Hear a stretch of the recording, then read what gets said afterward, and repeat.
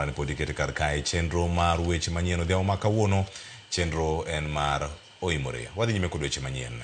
Maneja mar boma ma Kisumu Abala Wanga igeno e doho odiochieng' makiny kama idhi limie bura mano mar penjo ka bende oboke manotiyo godo yudo tich e tend kaunti no ma Kisumu ne gin madieri koso ne gin kod mibadhi. Abala nyocha oyawne bura gi duolo makedo ne mibadhi pacho ka EACC e wi wachno kaachiel kuom weche mamoko ma itude godo gi tiyo marach gi teko mar apis mare e tend Kisumu.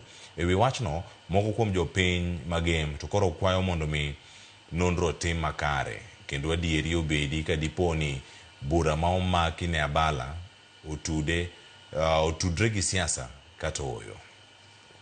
To ka EACC gin jo adiera giket justice mondo owuoge maler ma ji te neno adiera obede lela nikech piny ngima luwo wach mar Abala Wanga ni to wan kaka youths magem wabende waluwo wachno through social media gi other sources.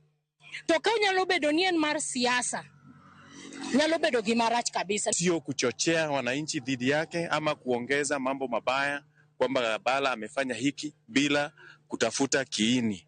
Kwa hivyo tunaomba EACC isisukumwe na wengine, ifanye kazi yake kulingana na sheria. Tai masani manyera ila koro osawewani makoro weche giwuoke.